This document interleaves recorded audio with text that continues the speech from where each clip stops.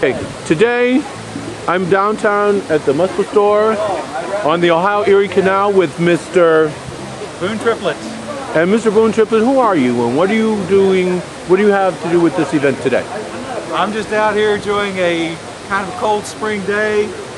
I'm a member of the board of the Canal Society of Ohio, and I'm the editor of the quarterly journal Towpaths. And I'm here looking at this very interesting boat display from Fred. And you are Fred who? Fred Wall. And you are? Basically I'm a volunteer with the Cuyahoga Valley National Park. So tell me a little bit about your display here, sir. Well, this is a display of a typical lock. If it were full size, it would be about 90 feet gate to gate, about 15 foot wide. And locks were used on the canal to raise and lower the boats as they crossed the state of Ohio. If you traveled the full length of the Ohio-Erie Canal, you would cover about 309 miles, go through about 149 locks like this, and travel in total about 1,200 feet vertically. Were there different types of boats? Yes, there were. Some people classify them as 3 different types. I kind of classify them as 4 different types. This is one of the first boats used on the canal, and it's what they call a line boat. It was actually when the canal literally started in the early days. Excuse me. They were called lines, transportation lines, and this was a type of boat that was very common at that time. Very versatile boat that was used throughout the length of the canal. They carried both passengers and freight.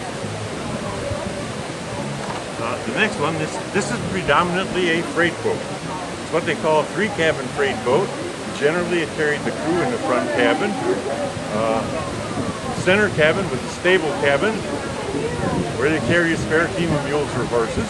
Rear cabin was where they carry passengers or sometimes passengers. Generally speaking, it was the captain and his family was in the rear cabin. Many of these boats, particularly later in the life of the canal, were family owned.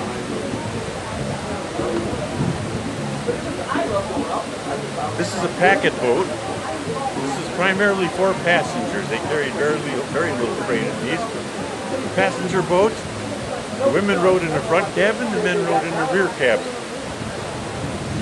Okay. And last, this was what they call a state boat. It was a maintenance boat. It developed rather late in the life of the boat, if I'm not mistaken.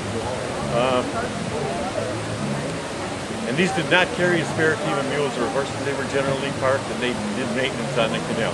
Generally carried a crew of 8. And these were both for the operation of the boat and for the, of course, the repair work that was done on the canal. Okay. Now, Mr. Boone. Yes. Tell me, how does one get involved with your organization? Or tell us a little bit about your organization. Well, our organization was founded in 1961. It was a time when the canals were being forgotten about, and it was an organization to gather together to save and preserve the canals. And that effort really kicked off in the late 1960s with the boat building. And Congressman Ralph Regulus walked through Stark County to preserve the old canal lands before they reverted back to private control. And it was through his efforts, Congressman Cyberling's efforts in 1974, the Cuyahoga Valley National Recreation Area was started.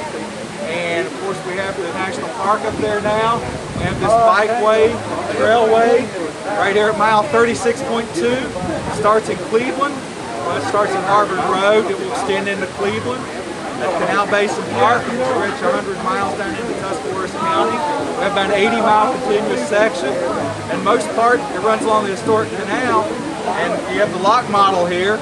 We do have a full-scale lock, 90 by 15. But this lock is kind of, for lack of a better word, it's kind of ugly. In 1907, the state of Ohio decided they want to refurbish the canal system.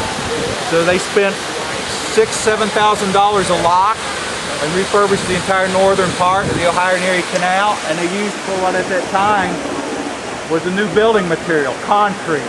All these blocks were stone. they either chipped away or removed the stone and surfaced them with concrete, and that was done in the early 20th century. Unfortunately, 100 years ago, last month, the Great Flood of 1913 came through and basically wiped out all the canal system. So that was the end of it for boats. State continued to sell water to industries in the 1990s. There's a couple of examples. The state still sells water today. The canal's active. This is lock 15. It's 15 because it's the 15th lock. The summit is up on Exchange Street in Akron at lock 1. And Akron is named, it was founded in 1825 by Simon Perkins, and they knew the canal would come through. And Akron, being an educated man, Akron is a Greek word meaning Akros, high place, Summit County.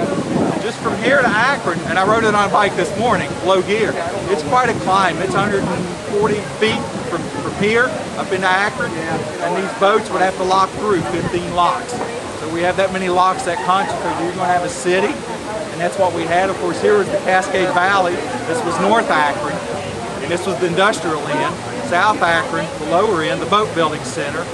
They merged in 1840, and now it's one city, but there was a rivalry there during the canal era. Now, for the both of you, if someone wanted to get involved with your organization, how would we go about that? Our organization, I believe it's canalsocietyOhio.org.